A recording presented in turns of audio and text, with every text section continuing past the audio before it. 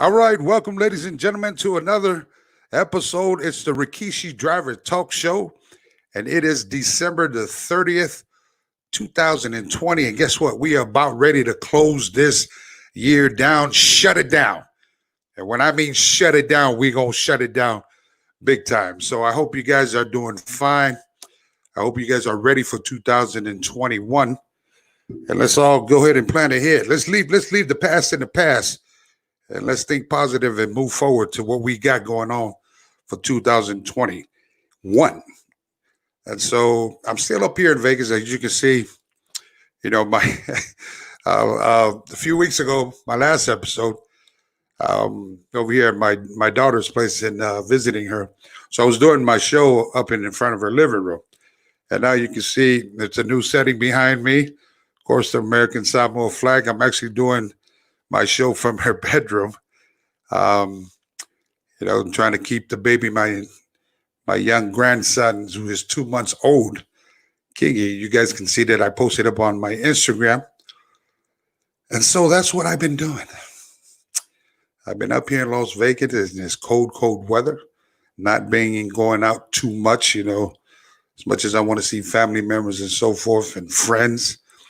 But I'm trying to do my part just to keep myself safe, keep my family safe from what's happening out there from this virus.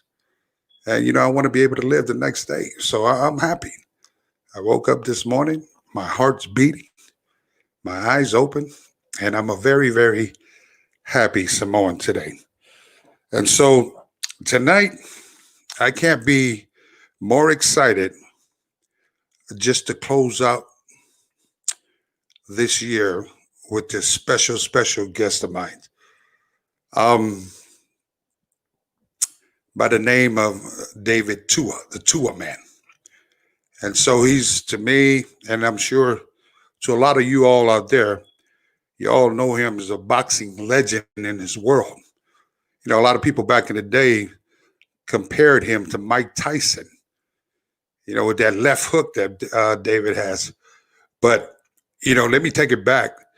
I think it was in the late 1990s is when I met David for the first time. It was actually up in Bushkill, New York. And I was actually up there and I met David in this resort in the lobby with a gentleman by Lou Duval. And during that time, I believe, my Uncle Alpha was walking David to the ring. And man, when we... I didn't even know Uncle Alpha was walking David to the ring. But when we seen David for the first time on TV, if you know anything or have any Polynesian friends, probably the whole Polynesian family comes to that living room and want to jump through that damn screen just because they're so proud to see one of our own out there representing in the world of boxing.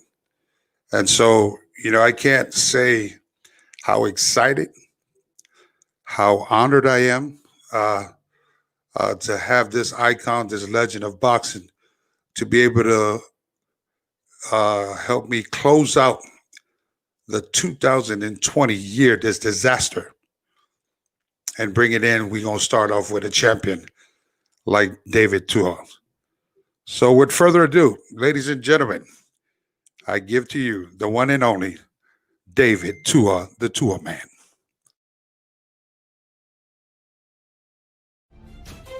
Tua won a bronze medal at the 1992 Olympics as a 19-year-old and turned pro afterwards. I see great things for this guy here because he can punch, he can take a punch, and he wants to be a professional fighter. He fought the only way he could win. He was just 5'10" as a swarmer. Because I'm so short and so small, they underestimate me, and I love that. We'll see how he uses it. Tua with a big left hook. Fighting as a swarmer is the hardest route to travel as a professional boxer and requires a fighter to be in the greatest condition possible, and he also must be very disciplined. So I think David Tua in his era is the strongest heavyweight in the world. Ability when he's willing to go. So that's why there's only been 4 great swarmers in heavyweight history: Jack Dempsey, Rocky Marciano, Joe Frazier, and Mike Tyson. The greatest left hook since Joe Frazier. So, If you're around David, you get the idea that he knows something we don't know. Very few guys have the left hook that he has. Tyson has no more power than David Tua has.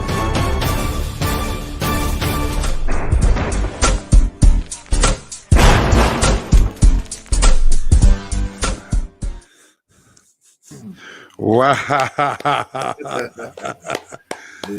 Malo soy fuera, also. Yeah, man, also for Man, David, man, how are you, sir? I'm very good. I'm very, very good. Well, I want to take this time to, to thank God for bringing us two Usos together. It's been a long time since me and you has crossed paths, and I believe that everything happens for a reason.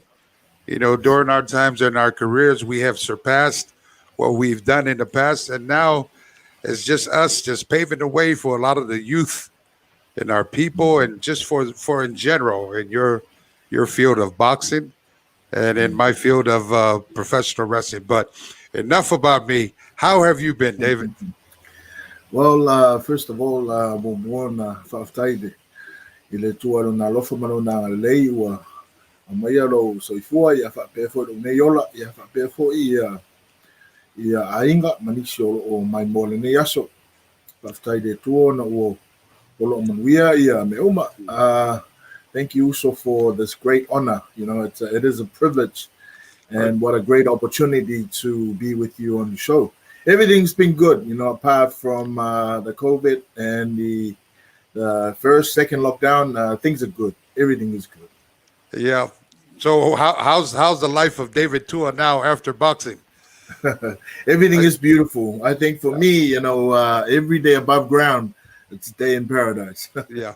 So, Dave, I want to ask you this. The same things what I get asked a lot about. In our profession, it's a lot of pounding our bodies. How's your body holding up now?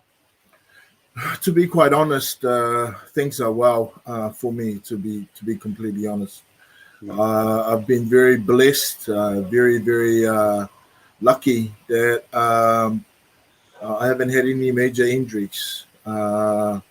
To look back at some of the guys that I came up in the rank with, it is quite sad. The speech is quite slur, and it is quite sad. But that's the consequences of the sport. But I am very blessed and very lucky. Yeah. Yeah, I'm so congratulations too on the opening of your gym.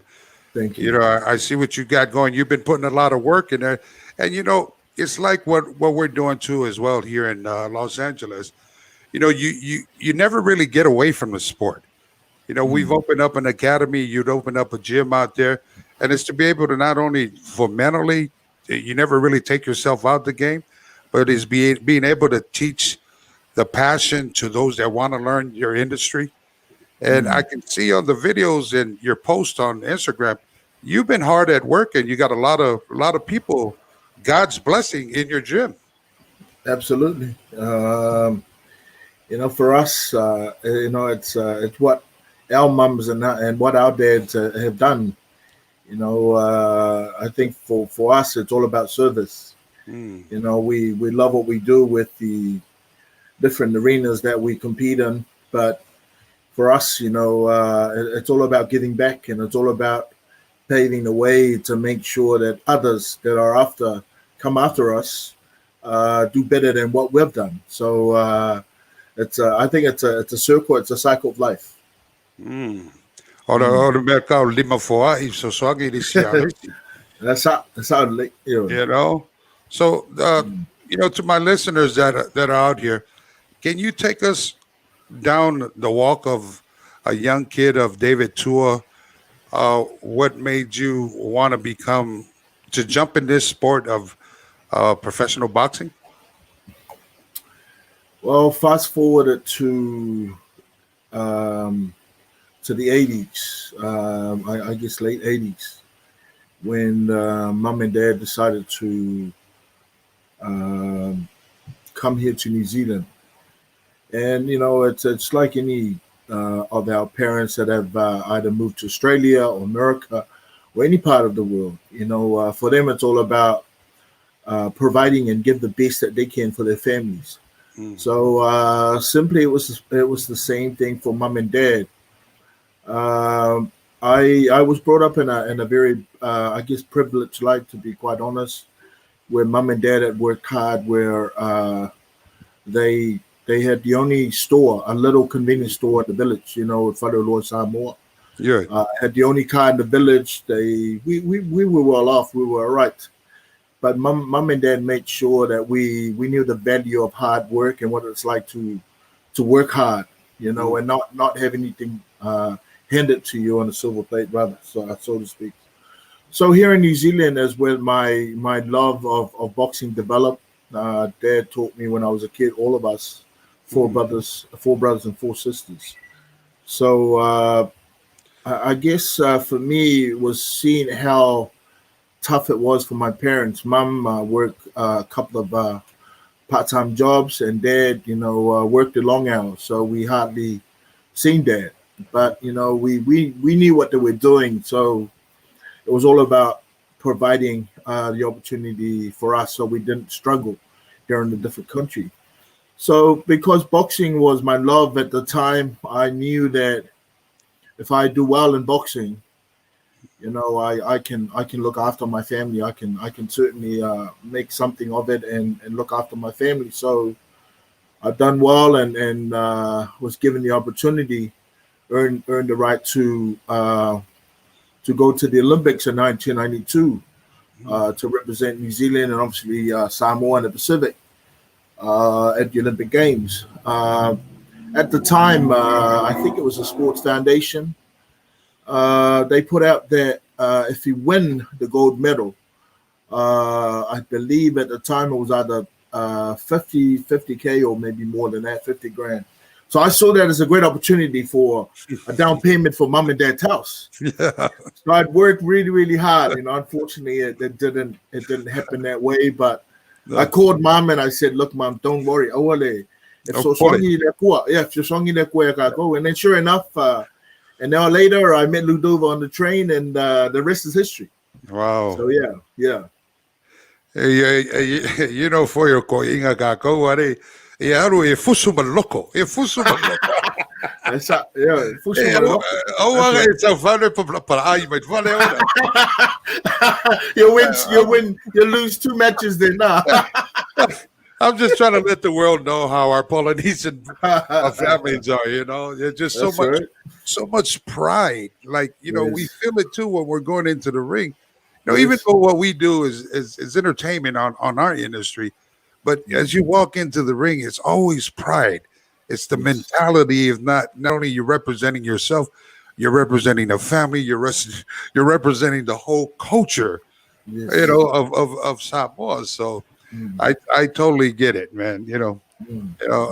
I'm sure if things would have went any other way, our parents would be down our throats. So absolutely.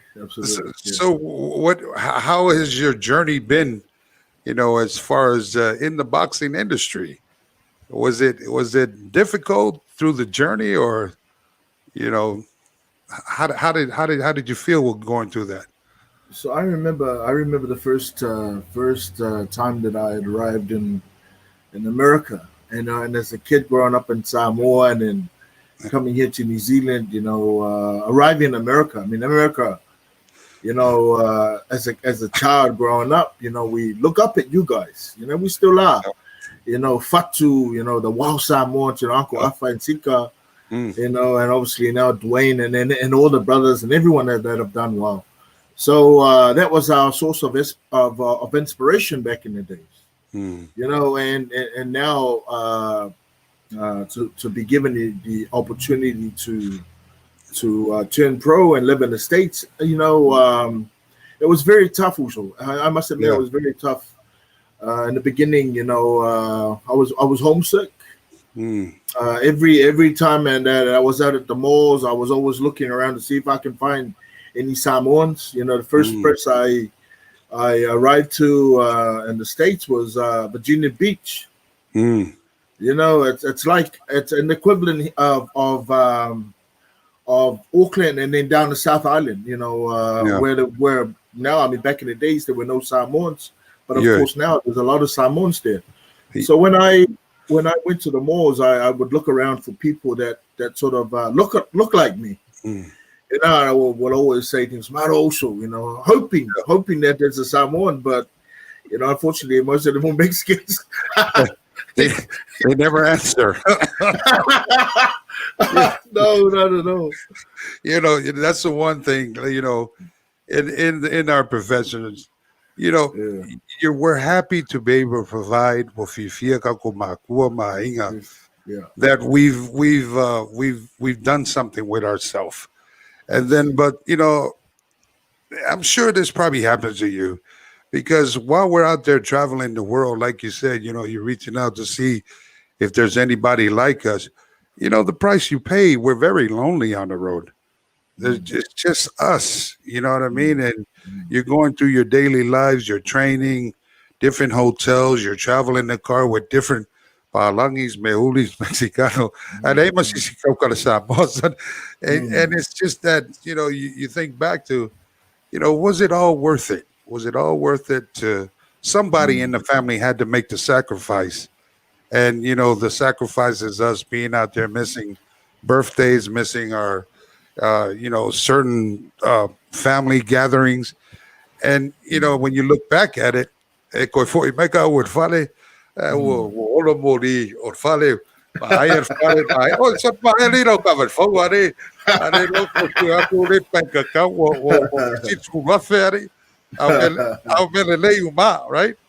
Yeah, it's very true. I can certainly relate to that. I know what it's like to be on the road, and you're very homesick. But this I know, my purpose was always greater than the way I felt about being homesick and lonely and things like that. So my purpose was all about getting my parents out of the house.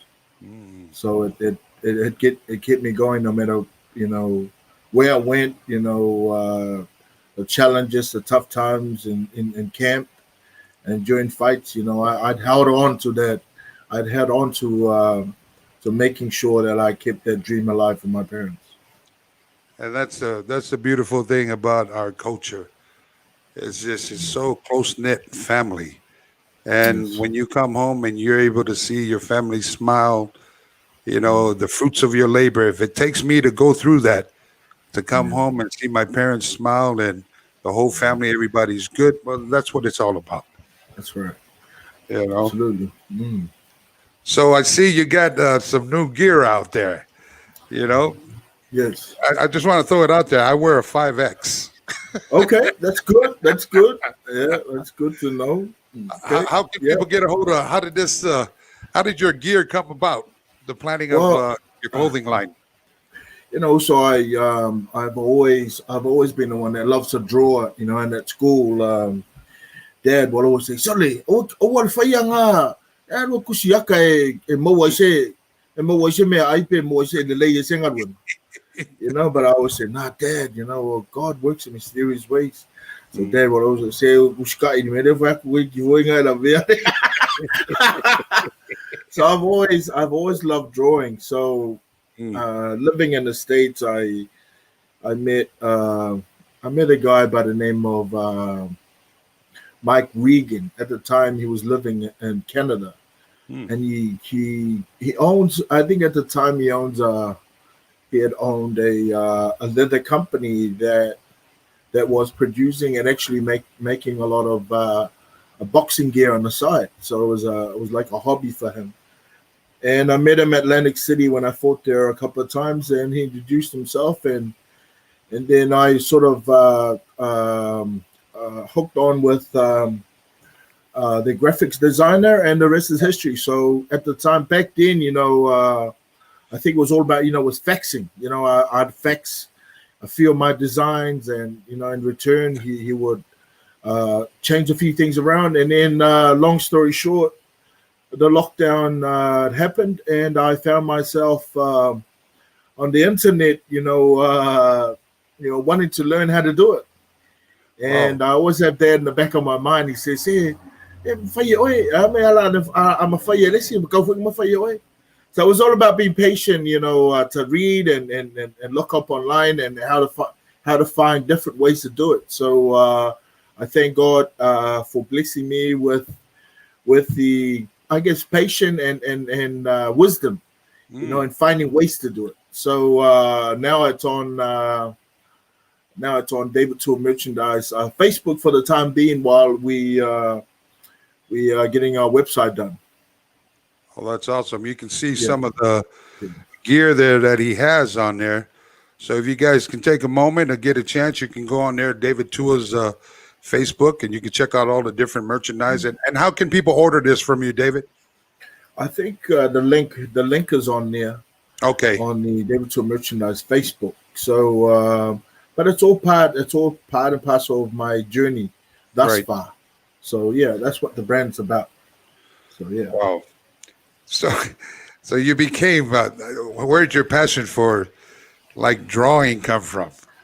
Did you just start like during those down times, like before the boxing, like 2 hours before the boxing match? No, everybody has a different way to go to their secret place before they go perform. You know what I mean? Yeah. What I've always loved to draw. I've always loved to draw as a kid. And at school, I guess when you're in detention and you're sort of like in trouble, they sort of have you in back of the class, sitting back of the class for a while, and I found myself, as an escape. I did a lot of drawing, and I guess I've always had that creative mind. Yeah. And it's a thing that I believe all of us have that. I think it's just about tapping into being patient enough to find it. But I think we all have it. Yeah, we all have that beautiful creative side in all of us. Hey, David, we have a lot of listeners that are listening to this show. For a young kid that is wanting to step into your profession, what type of advice would you give these young cats that are interested? Make sure you have your mom and dad on board. For me, it's very important that you have the support of your parents. Once you have the support of your parents, the rest is history. I believe that it's very, very important that you have the support of both of your parents. I guess for me, the reason why I was able to go as far as I have done is because of the support of my mom and dad. Yeah. And wanting to, I think I can say this is to be able to keep yourself in a close-knit circle. I always say this at our students at our academy. Remember, when you're first training, nobody knows who you are. And then all of a sudden you become this famous person. Next thing you know, your phone is going to ring off the hook. Hey, buddy, how are you doing? Remember me? Things like that just comes out of the woodworks. So you got to understand, of what you're getting into and what to expect, because, the life of becoming in front of the eyes of the world can either make you or break you. It's the way that you're able to carry yourself. And, you got to have people that are real to you and that's going to tell you the things that sometimes you may not want to hear. But because they love you, they're going to tell you the truth. They're going to tell you the truth because they remember you from when you first begin to who the mega superstar that you are today. And still, they're going to talk to you that same way. Those are the type of people that we want to be able to be around your circle, because you'll always know when they spit the truth, they're spitting the love that they're giving to you to be able to protect you. Absolutely. Because money has a lot of evil ways, and it comes in different types, shapes, and different colors. Yeah. That's so right.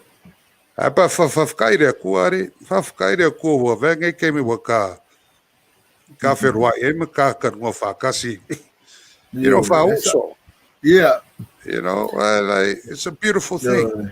Yeah, why ngai loa Ora mo se avangoa da mo se me va pe finga kaku kalangoa. E whawhkai ako i ngā ngai mea internet. E kako re masangi a ngai mea internet. Masangi anga piki runga ke whongi makolo le sia le wo. Ale wo o lanlangi ka ko ngai ko i ngā mea. Ia a whawhkai o mea uma whaireri. Yeah, no fight. Yeah, well, made out of Makua. How's your family doing, everybody? Yeah, man, we are lime uma ngayo makua nga maliu ngayo makua po lima kausanga kanwai. Paua so for ngayo me e wa yuma ka ko. It is heartbreaking not only to lose one but lose two, but you know I think for me it bittersweet, you know, at least they're together again.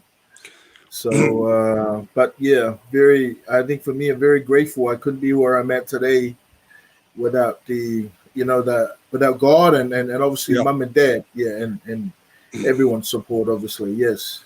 Well, I'm actually, my condolences goes out to you, Mauso. I'm actually now starting to experience what you're going through. I lost my mother in 2008 with the fight of cancer. She fought it for years.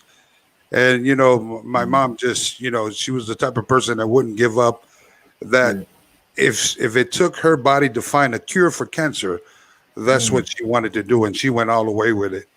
Right. And then just recently, 2 months in October the 4th of this horrible year of 2020, I just lost my father to COVID-19. Condolences too. Yeah. And so when I, coming back from LA, driving up here to Las Vegas, where my father's laid to rest, it was a difficult thing, but, my father, he raised strong kids. We know, we're not going to see him anymore in the flesh, but I know that he's saying, I want you to dust your shoulders off. Lavan makanganga. Lunga,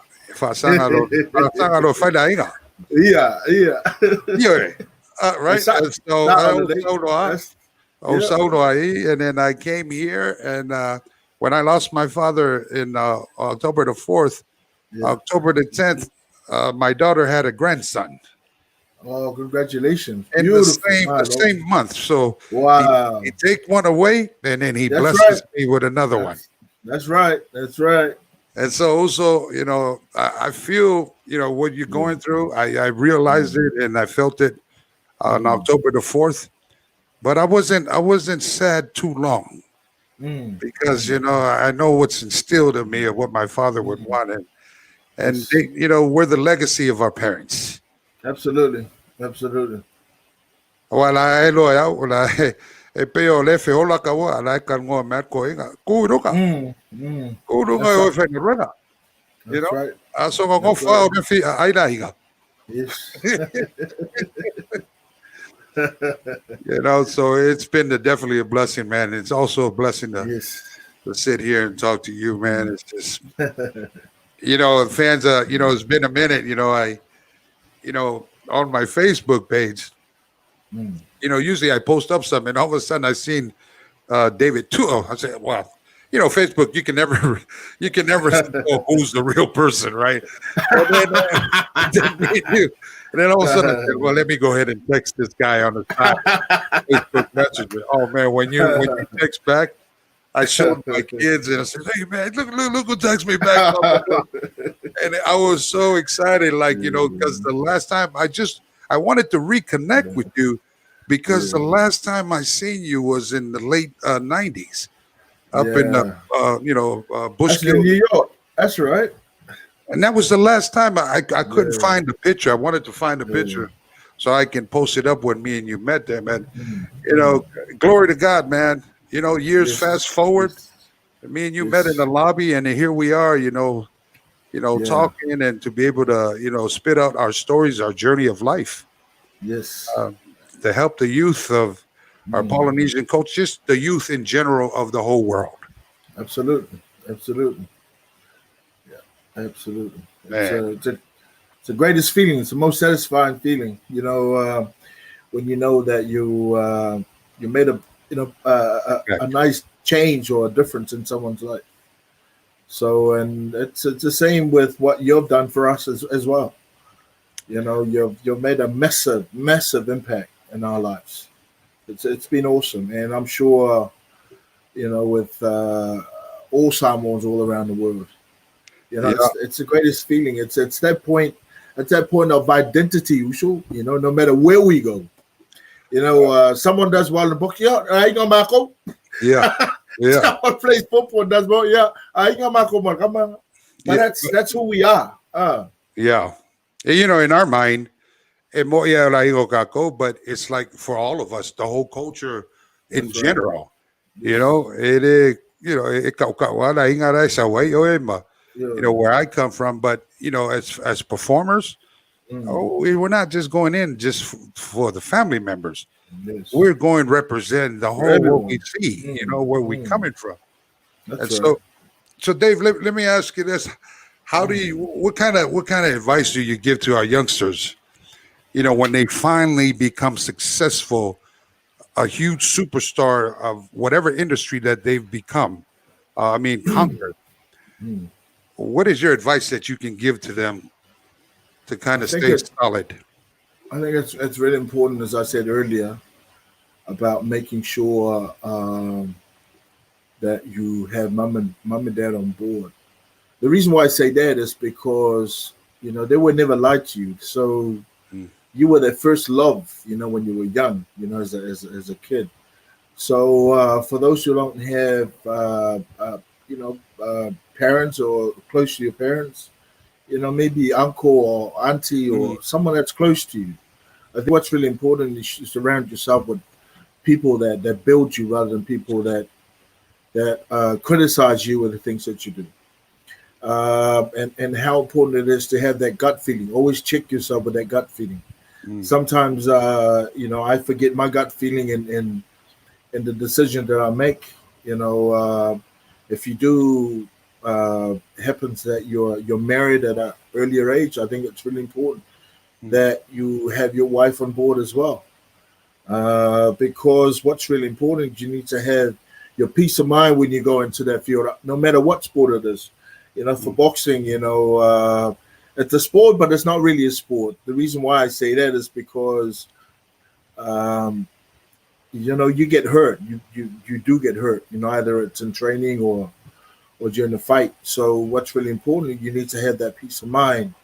When you walk out there, you know, you're going to give it your all and leave everything in the ring and hope that you've given it your very best. So yeah, it's very important to have the right people around yourself. Very good. That's solid. You know, you talk about coming home to have a peace of mind. You know, you gotta, you know, even if it's with your spouse or so forth. You know, to me, I even though I'm in the industry that I am, I had to, you know, my wife has went upon this journey with me.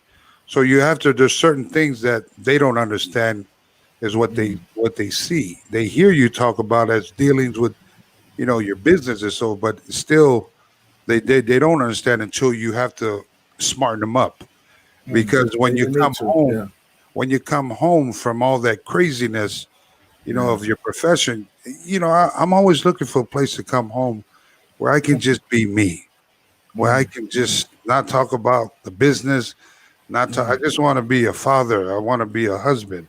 I want to be a friend. You know, I want to be a cousin and just hang out and just, you know, just be me, you know. And so in order for something like that to happen is you have to keep that nest at home. You got to protect that nest and not be able to let the outside world come into your private life there to be able to where you can get away from the craziness of your profession. Right. You know, but it's always a blessing to, you know, if you find one, and I get it, and I'm not saying that I'm perfect. I never mentioned any time that I said I was perfect. I've done a lot of dirt back in my days, and I had to do dirt to understand to do right. You know what I mean? And now I'm a Christian. I'm a church, But Yeah. I fall off the road too. So what I'm saying That's to right. all those That's that are right. out there, Yeah. there's nobody that's perfect, but Mm. you got to be able to come back around to find what's right in your life and continue down that path. Because Right. I know, coming from from Samoa, a poor kid in Afongo, and hit the streets of San Francisco, you know, we just roam the streets late at night. No business to be out after midnight. No Wow. business. And then the only thing that happens from there is just when you're broke, you know what happens after that. You're gonna loot to whatever you got to Yeah. do to get money to eat. Yeah. And when you're young, dumb, and just full of everything else, Fafkai, I had parents to straighten me out. That's right. My parents took me out of the Bay Area at 17, sent me to my uncles, Alpha and Sika, and says, "You're gonna leave. Why, you're Yeah. gonna be 6 feet deep in the streets of San Francisco." That's right. And I'm very honored. I'm very thankful, and grateful, Yes. that I had parents to be able to look after me. Right. Mm. Had a fight. Yeah, okay, man. Well, listen, Dave. I know it's probably New Year's down there where you're at, right? Oh, you're 31st start there. You're in where? Auckland, New Zealand? Yeah, in Auckland. Yeah, we are in Auckland, New Zealand. Yeah. Man, I look forward to come down there one day, to be able to hang out with you and check out the gym. Maybe Yes. hit a few falaingas out there. Ay kami ay Samoa. Get it for like a late. Okay, me ngaleolan me kauale fight me So, but I want to thank you also for kai kele lava po Yeah. lopuni. Lo fakul ka koinga nga ya lo faleli fwa ipe ya oi mala inga leola man malosi. Right. And David, I do want to say this, that I'm very, very proud of your journey. I'm very, very proud of the legacy that you now continue to live, not only for your family and your parents, but just for our culture. And just know this, Dave, that if we haven't said this enough to you, that we all love you and we thank you for representing our culture out there. And thank you for always bringing that left hook out of nowhere and knock them out. Thank you. So, Dave, do you have any last words you want to say before we yes. finish up our time here? Yeah. Whawhakaikele ke o ere uso. Ke mga ku ia o reo po o whaaswawhara o whionga ia e reo e whaakamaiki whainga kākaramoanga ia e whawhakaikele ke o ere uso ia kuinga mai o ngei awa ngoa ka ua whainga kākaramoa ia whaafonga fo ia le lalulangi ia whapea fo I wo ma ainga. It's been a privilege. It's been an honor to be on the show with you. I really, really appreciate you allowing me this great opportunity to have a chat with you on your show. I have no doubt it won't be the first, it won't be the last. Amen. Manuia kele ia le kausanga fau ia oe ma se wainga ia rofa kele a kulava uso whafkai kele mo lava goa. I'm sure we will talk again in the near future because I'm sure there's a lot of other beautiful, exciting things coming up, not only for us, but I think the future of the sport for Samoa and the world in general. Yeah, Faftai Lava Uso. Thank you, Dave, and I love you. And I'll see you soon, my Uso. Yeah, what a weird folk. Yeah. Well, ladies and gentlemen, there you have it. The one and only David Tua, the Tuaman. Wow, what a journey just to be able to, sit down and talk to David. I'm sure a lot of you that are listening, well, there you go. You have some info there that if you decide to jump into the boxing game, I want you to turn around and, kind of follow some of the advices that he has left for us, our listeners here on the Rikishi Driver Talk Show. And so I want to wish everybody out there and, a blessed, safe, happy New Year's that are coming through. This will be my last show for the 2020. Man, oh man. I wish you guys nothing but love and success, peace and joy, health, and make sure you turn around. Don't stop texting. Just call your loved ones. And if you're around the area and you're tested negative, then you can probably squeeze in a hug there. But for the time being, just pick up the phone and just call, because you never know, that might be the last call that you'll ever be able to make. So with that being said, I want to wish you all the best of 2021. And remember, each one teach one, and it's free to be kind. Have a good night.